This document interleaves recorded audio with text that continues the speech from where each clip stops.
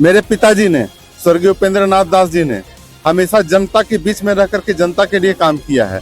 मैं भी जनता के बीच में जाऊंगा और जनता के बीच में रह करके जनता के लिए काम करूंगा, और जहां पर बिजली नहीं पहुंची वहां मैं बिजली पहुंचाऊंगा। क्या लगता है चाचा इस बार बताइए? सिमरिया विधानसभा मानो एक हॉट सीट बन गया है। कमल खिलेगा। झारखंड मुक्ति मोर्चा से मनोज कुमार चंद्रा भी वो बहुत दूरी पर है और उनके पास सिर्फ है मुस्लिम का वोट, और मुस्लिम का वोट हमको नहीं चाहिए। और सारी सिमरिया तो क्या झारखंड के लोग देख रहे हैं, भारतवर्ष के लोग देख रहे हैं। भारतीय जनता पार्टी जो कहती है वो करती है। कितना उम्मीद रखते हैं आप लोग भारतीय जनता पार्टी से? 100%। तो इस बार आप लोग विधायक के तौर पे किनको चुनने वाले हैं? क्योंकि आप यहाँ पे भारतीय जनता पार्टी की सभा में आए हैं। उज्जवल दास है, मनोज चंद्रा भी है, दोनों अच्छा ही। उज्जवल कुमार दास को ही। उज्जवल कुमार दास को रोजगार को लेकर एक बहुत बड़ा मुद्दा है। आप इसको किस तरीके से देखते हैं और आप इस गैप को कैसे फील करेंगे? देखिए, आपने माननीय गृह मंत्री जी का भी आपने भाषण सुना होगा, तो गृह मंत्री जी ने कहा है कि यहाँ पर हम डिग्री कॉलेज देंगे। डिग्री कॉलेज देंगे तो निश्चित तौर पे जो है सो यहाँ पर रोजगार के साधन भी विकसित होंगे। क्या लगता है इस बार सिमरिया विधानसभा क्या माहौल है? बदलाव का माहौल है। अभी पुणे जैसे भी पूरे झारखंड में बदलाव का माहौल है, और सिमरिया में पुनः कमल खिलेगा और चतरा में एनडीए की प्रत्याशी जनार्दन पासवान जीतेंगे। आज गर्व होना चाहिए हम सभी को कि एक सिमरिया जैसे प्रखंड में आकर के, सिमरिया जैसे में आकर के माननीय देश के गृह मंत्री जी ने इतनी बड़ी बात कही। तो क्या लगता है आप लोग युवाओं में किनकी तरफ रुझान है इस बार? भारतीय जनता पार्टी की तरफ से या झारखंड मुक्ति मोर्चा की तरफ से या फिर कांग्रेस की तरफ से? किसके तरफ युवाओं का? भारतीय जनता पार्टी की तरफ से ही जाना है। तो सिमरिया में क्या मान के चले कि एक भी मेडिकल कॉलेज नहीं है, तो इस बार सिमरिया को एक मेडिकल कॉलेज मिलेगा अगर भारतीय जनता पार्टी की सरकार बनती है और आप यहाँ से चुन करके जाते हैं? तो जरूर हम लोग का प्रयास रहेगा कि सिमरिया में मेडिकल कॉलेज हो। पिछले 5 साल में युवाओं में निराशा का भाव है, महिलाओं में डर का माहौल है, आदिवासी बहनों को लूटा जा रहा है, हमारी जमीन लूटी जा रही है, हमारे अधिकार छीने जा रहे हैं और झारखंड की अस्मिता पे खतरा मंडरा रहा है। इसलिए इन सब चीज को बचाना है तो हर युवा महिलाओं को अपने लिए, अपनी सरकार के लिए वोट देना है। मेरा नेता ईमानदार है। मेरे नेता के घर से नोट नहीं निकलता। मेरे नेता के घर से इशारों में किनको कहना चाहते हैं? माने हम इशारा ये कर रहे हैं, आप देख रहे हैं कि बीच में कितने अनवारी नोट निकला ना, मशीन से गिनाई हुआ ना। तो ये क्या है? भ्रष्टाचार है या विकास है? नमस्कार, जोहार। इस वक्त मौजूद हम सिमरिया विधानसभा में। आज यहाँ पे अमित शाह का सभा था। उन्होंने कई ऐसे मामलों को गिनाए हैं। उन्होंने आज भारतीय जनता पार्टी की तरफ से घोषणा पत्र भी जारी किया गया है। हमारे साथ भारतीय जनता पार्टी के प्रत्याशी मौजूद है उज्जवल दास से बातचीत करने के लिए। आज भारतीय जनता पार्टी की तरफ से घोषणा पत्र जारी किया गया है जिसमें युवाओं को 5 लाख नौकरी देने का वादा किया गया है।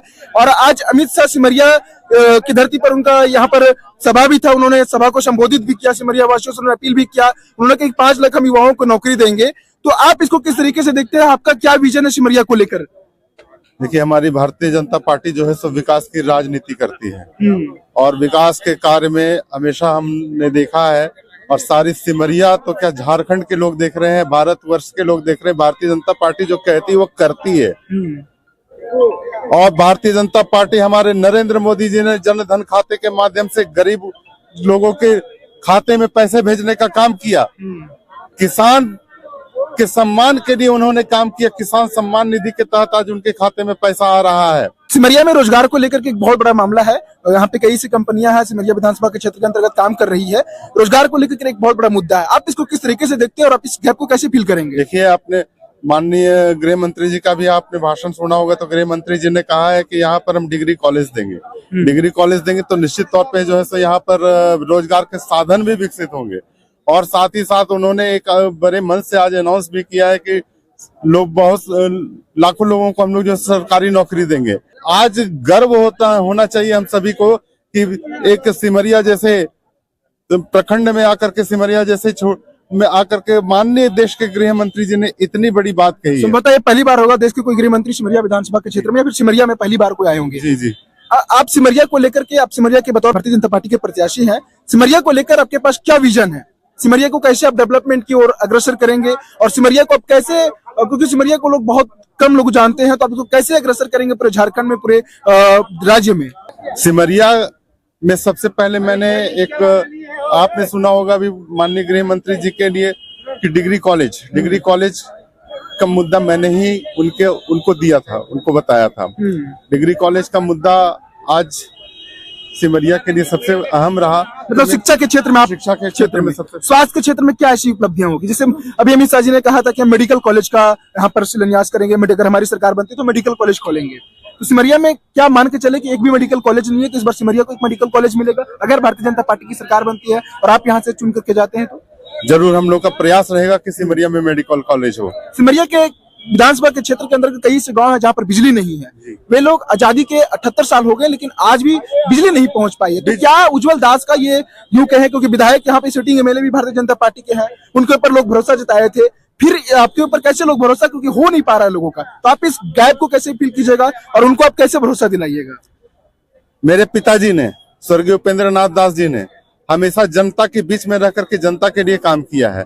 मैं भी जनता के बीच में जाऊंगा और जनता के बीच में रह करके जनता के लिए काम करूंगा और जहां पर बिजली नहीं पहुंची वहां मैं बिजली पहुंचाऊंगा। चलिए बहुत बहुत धन्यवाद। और जो यहाँ के जनता है उनसे बातचीत करेंगे कि यहाँ की जनता का क्या मूड है, क्या मिजाज है। हमारे साथ कुछ लोग हैं, बातचीत करेंगे। क्या नाम है भैया? निरंजन कुमार। आज युवाओं को लेकर के भारतीय जनता पार्टी की तरफ से एक बड़ी घोषणा जारी की गई है। घोषणा पत्र में कहा गया कि हम युवाओं को 5 लाख नौकरी देंगे। आप युवा, आप इसको किस तरीके से देखते हैं? क्या ये चुनावी प्रलोभन है? क्योंकि जो वर्तमान सरकार है उन्होंने भी वादा किया था कि 5 लाख प्रत्येक साल हम युवाओं को नौकरी देंगे। जो भारतीय जनता पार्टी जो वादा करते है पूरा भी करती है, पूरा भी करेगी, जितने के बाद काम भी करेगी। कितना उम्मीद रखते हैं आप लोग भारतीय जनता पार्टी से? 100%। तो इस बार आप लोग विधायक के तौर पे किनको चुनने वाले? क्योंकि आप यहाँ पे भारतीय जनता पार्टी की सभा में आए हैं। उज्जवल दास है, मनोज चंद्रा भी है, दोनों अच्छा ही। उज्जवल कुमार दास को ही। उज्जवल कुमार दास को। क्या नाम है भैया आपका? ऋषभ यादव। ऋषभ यादव। आप यहाँ पे किनको सुनने आए थे? ये उज्जवल दास को। उज्जवल दास को। अमित शाह जी भी आए थे। क्या कुछ आप लोगों को लिए आश्वासन दिए हैं? वो तो आश्वासन देते हैं कि विधानसभा जिता के भेजिए, और हम अपना वादा करके गए हैं बहुत सारा। कॉलेज, डिग्री कॉलेज बोले हैं 2,87,000 2,87,000 जो नित्य खाली उनको हाँ मतलब भरा जाएगा। वो बोले बहुत सारा ऐसा कि वादा किए गया। तो क्या लगता है आप लोग युवाओं में किनकी तरफ रुझान है इस बार? भारतीय जनता पार्टी की तरफ से या झारखंड मुक्ति मोर्चा की तरफ से या फिर कांग्रेस की तरफ से? किसके तरफ युवाओं का भारतीय जनता पार्टी की तरफ से ही जाना। युवा क्यों भारतीय जनता पार्टी की तरफ इस बार अपना समर्थन दे रही है? क्या वजह है? क्योंकि पिछले सरकार जो है कुछ वादा करके मुकर गए। क्या वादा की थी पिछले बार? नौकरी 5 साल के अंदर नौकरी देने के वादा किए थे। क्या पुराने युवा वो? पुराने नहीं सर, अभी जो नया जनरेशन के युवा वो सब।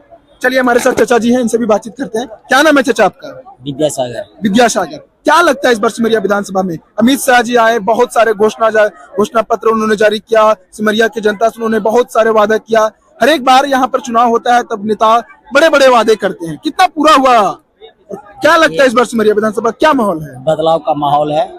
अभी पुनः जैसे पूरे झारखंड में बदलाव का माहौल है और सिमरिया में पुनः कमल खिलेगा और चतरा में एनडीए की प्रत्याशी जनार्दन पासवान जीतेंगे। व्यक्तिगत पार्टी से कोई पार्टी नहीं बन जाती है। भारतीय जनता पार्टी विचारधारा की पार्टी है। उनके अपने संगठन है, उनके अपने कार्यकर्ता और उनके अपने नेता हैं। यहाँ पाला बदलने वाले नेताओं का कभी न चला है न चलेगा। इसलिए सिमरिया में पुनः भारतीय जनता पार्टी का इस बार फिर से कमल खिलेगा। क्या लगता है इस बार? आपने कहा कि भी कमल खिलेगा। राज्य में आप लोग किसकी सरकार चाहते हैं? आपने कह दिया कि हम बीजेपी की सरकार चाहते हैं। क्या एक्सपेक्टेशन है? क्योंकि आज घोषणा पत्र भी जारी किया गया है। क्या एक्सपेक्टेशन आपको पता होगा? पिछले 5 साल में युवाओं में निराशा का भाव है, महिलाओं में डर का माहौल है, आदिवासी बहनों को लूटा जा रहा है, हमारी जमीन लूटी जा रही है, हमारे अधिकार छीने जा रहे हैं और झारखंड की अस्मिता पे खतरा मंडरा रहा है। इसलिए इन सब चीज को बचाना है तो हर युवा महिलाओं को अपने लिए, अपनी सरकार के लिए वोट देना है और महिला की सरकार बनाना है, युवाओं की सरकार बनाना है, रोजगार उन्मुख सरकार बनाना है और अमन चैन की सरकार बनाना है। इसलिए भारतीय जनता पार्टी नक्सलवाद के ऊपर भी उन्होंने कहा था कि हम पिछले 2026 तक नक्सलवाद की समस्या को खत्म कर देंगे, लेकिन आज भी सिमरिया जैसे कई ऐसे क्षेत्र है जहाँ पर नक्सलवाद की बड़ी समस्या आपको याद होगा जब इसके पूर्व में जब रघुवर दास की सरकार थी तो क्या नक्सलवाद का स्थिति था? आपसे छुपा हुआ नहीं है। आप सुदूरवर्ती इलाकों में जा करके खुलेआम प्रेस रिपोर्टर कर सकते थे। जिस दिन हेमंत सोरेन की सरकार बनी थी उस दिन उग्रवादियों ने उनका पहला बम विस्फोट करके उनको दस्तक दिया था और चतरा जैसे जिले में भी 3-3 जेसीबी मशीन जलाया गया था और यहाँ की स्थिति भयावह हो गई थी और जनता में पुनः आक्रांत आ गया था। चलिए हमारे साथ चाचा जी बातचीत करने के लिए मौजूद है। क्या नाम है चाचा आपका? टुन्नू गोप, टुन्नू गोप, विधानसभा प्रभारी, चतरा विधानसभा प्रभारी। आज अमित शाह जी आज बकायदा झारखंड में भाजपा भारतीय जनता पार्टी की तरफ से घोषणा पत्र भी जारी किया गया। कई लंबे चौड़े घोषणा पत्र जारी किए गए हैं, लेकिन झारखंड की जनता कैसे विश्वास करे? क्योंकि हर बार सरकार आती है, नई सरकार आती है, बड़े बड़े लंबे चौड़े घोषणा पत्र जारी किया जाता है, युवाओं से, झारखंड की जनता से वादे किए जाते हैं, लेकिन पूरा नहीं होता है। भारतीय जनता पार्टी इसको कैसे फील करेगी? देखिए, भारतीय जनता पार्टी इसके पहले 5 साल सरकार चलाई थी, 19 से पहले, याद है ना? उसने कितना विकास का काम किया, आप ही से मैं जानना चाहता हूँ। रघुवर दास जी की सरकार थी, भारतीय जनता पार्टी ने इतना विकास किया इस झारखंड की धरती पर कि इतिहास गवाह रहेगा। और आने वाला टाइम में भारतीय जनता पार्टी ही झारखंड को संवारेगा, सजाएगा। और मैं आपको बताता हूँ, मेरा नेता ईमानदार है। मेरे नेता के घर से नोट नहीं निकलता, मेरे नेता के घर से इशारों में किनको कहना चाहते हैं? माने हम इशारा ये कर रहे हैं, आप देख रहे हैं कि बीच में कितने अनवारी नोट निकला ना, मशीन से गिनाई हुआ ना, तो ये क्या है, भ्रष्टाचार है या विकास है? और आप बताइए रघुवर जी के टाइम में कितना भ्रष्टाचार हुआ। सरयू राय भी उनके ऊपर आरोप लगाए थे। सरयू राय जी और रघुवर जी का लड़ाई गोतिया वाला है। वो लड़ाई आपको हम क्या बताएं, घर का लड़ाई है, भाई का लड़ाई। वो एक दूसरे को आरोप लगाते हैं, झूठा सही सब लगाते हैं, सब आरोप लगाते हैं। हाँ, सब आरोप लगाते हैं। तो क्या वो आरोप भाई का आरोप लगता है और सब कोई मायने नहीं रखता। कोई विपक्ष में हिम्मत है लगाने का? क्या लगता है इस बार चतरा में हेलीकॉप्टर चलेगा या फिर लालटेन चलेगा? नहीं, हेलीकॉप्टर चलेगा, उड़ेगा और जाके 23 तारीख को देखिएगा विधानसभा में बैठेगा भी। मतलब चतरा से उड़ेगा और रांची में जाके लैंड करेगा। वो भी 23 तारीख को आप देख लीजिएगा। और यहाँ से भी अपना कमल खिलेगा और अपना सरकार हम सब बनाएंगे। क्या लगता है चाचा इस बार बताइए? सिमरिया विधानसभा मानो एक हॉट सीट बन गया है। कमल खिलेगा। झारखंड मुक्ति मोर्चा से मनोज कुमार चंद्रा भी बहुत दूरी पर है और उनके पास सिर्फ है मुस्लिम का वोट, और मुस्लिम का वोट हमको नहीं चाहिए। क्यों नहीं? मुस्लिम से हमको किसी प्रकार को कोई मतलब नहीं है। वे भी भारत की जनता है, चाहिए हिंदू का, वे भी भारत के वोटर है। अरे भारत का वोटर है, मुस्लिम का वोटर से उनका भी उतना ही अधिकार है। मुस्लिम का वोट से हमको किसी प्रकार का मतलब नहीं है। मुस्लिम से किसी प्रकार का मतलब, हमको सिर्फ चाहिए हिंदू का वोट।